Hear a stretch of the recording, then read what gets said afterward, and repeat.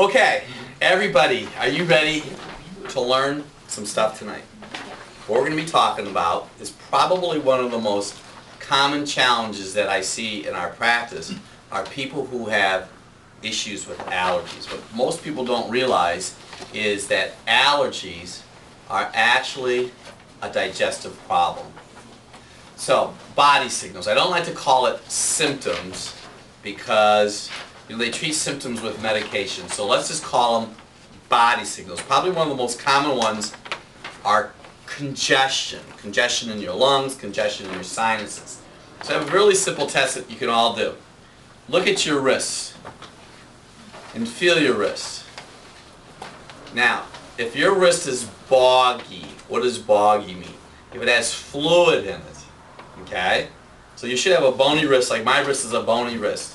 But if you have a wrist that kind of has fluid in it and around it, that tells me that your body has a lot of fluid in it, and one of the main reasons, are you getting ready for this, is what we call a leaky gut syndrome. You say, what does that mean, Dr. Bob?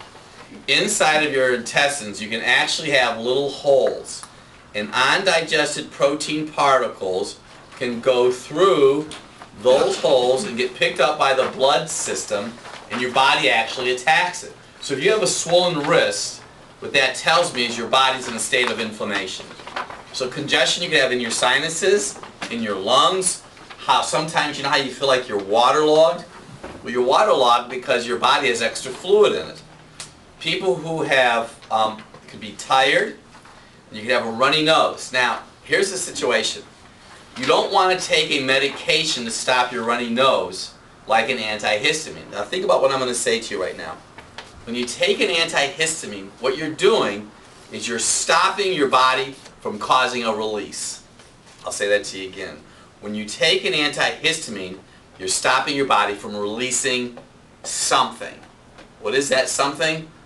Could be fluid in your body that your body is trying to get rid of because your body's toxic. Does that kind of make sense to you? So you could take Claritin, Benadryl, Dristan, Sinutab, whatever they are out there today. You'll never get better taking those items because those items do not get to the cause of the problem. So what causes allergies? Now from my experience, what I have found, it's the incomplete digestion of protein in your body. What does that mean, Dr. Bob? Protein is looked upon as a foreign invader. If you don't have good digestion, do you know that allergies actually start because you might not chew your food properly? Allergies could start because you have too many amalgams inside of your mouth. So what does that mean? See, when you chew, you're breaking down starches in your body, and you're also starting to break down of protein inside of your body. So then when that food hits your stomach and acid is working on it, you should complete the digestive process. If it goes into your intestines and you have undigested protein particles, your body sees it as foreign invaders. So I've had some people have chronic problems with allergies because they have a lot of mercury in their mouth, a lot of amalgams. So in our practice, we use a product called parotid tissue, which is a protomorphogen, which is a nucleic acid, which is an animal-based protein that helps support these glands here in your neck because you might have too much metal in your mouth. Years ago, I took some money that I had in my retirement and I had all of my amalgams taken out of my mouth. Why? Well, first I didn't want to get Alzheimer's, and second it has a lot to do with digestive distress. So I don't know how many of you have a lot of amalgams in your mouth, but if you have a lot of dental work, you could have digestive distress. Do you ever hear the saying, one man's passion is another man's poison?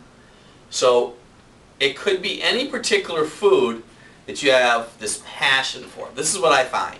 I used to do a lot of food sensitivity testing, food allergy testing.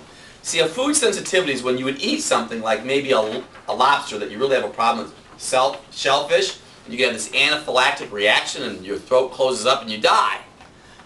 Food allergies are a little bit more delayed. It could be a day or two or three.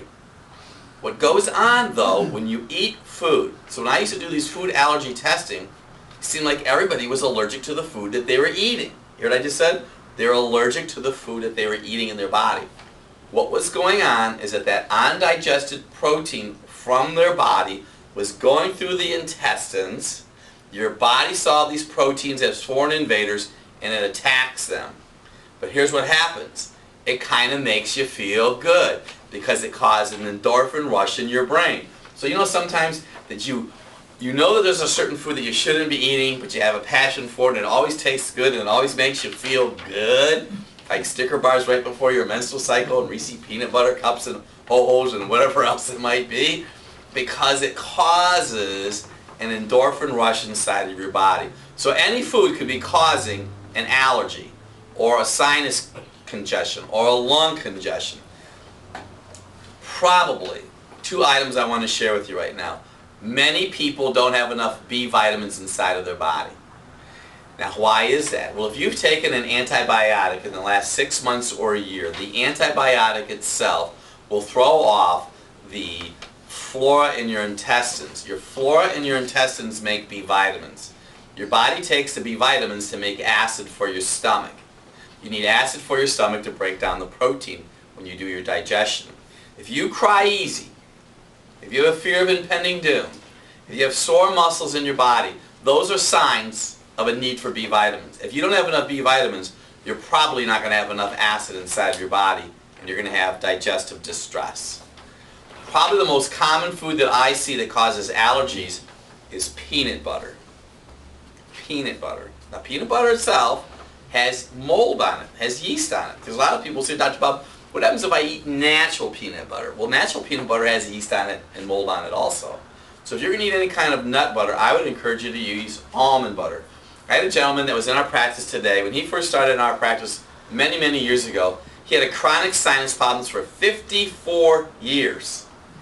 I adjusted his neck, because we'll talk about subluxation, and I suggested to him get off of peanut butter. Because some people have a passion for peanut butter. They eat it with almost every meal. So I've had patients that do that. When he went off to peanut butter and I adjusted his neck, guess what happened to his sinus problems? They went away. So I've written down there in your notes, HCl, hydrochloric acid. We use betaine hydrochloride.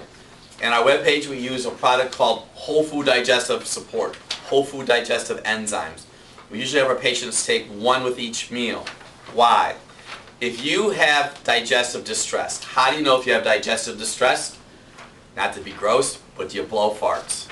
If you blow farts, I'm telling you, and if you burp a lot, people who burp and blow farts have digestive distress.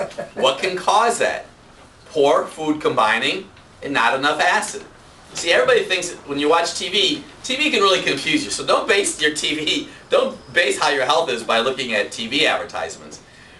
If you are 40 years old or older, more than likely you don't have enough acid inside of your body. If you don't have enough acid inside of your body, when you eat food, you're going to have digestive distress.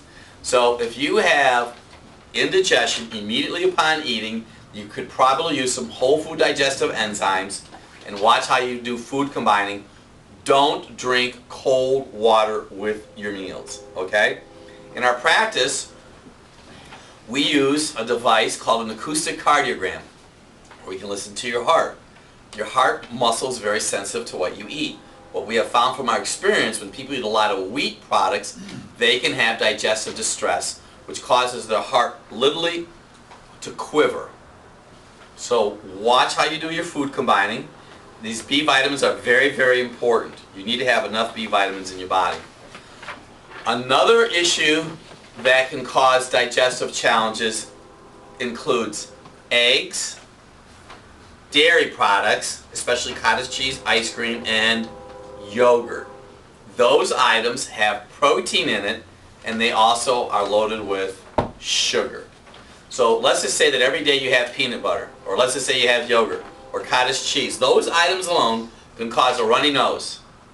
Those can cause hay fever, because your body is constantly having to deal with that undigested protein. Antihistamines do not get to the cause of the problem. Antihistamines will, if you ever watch a TV advertisement, what's it say? A temporary relief. It never says anything about getting to the cause of the problem. So the cause of the problem is for you to stop eating those particular proteins.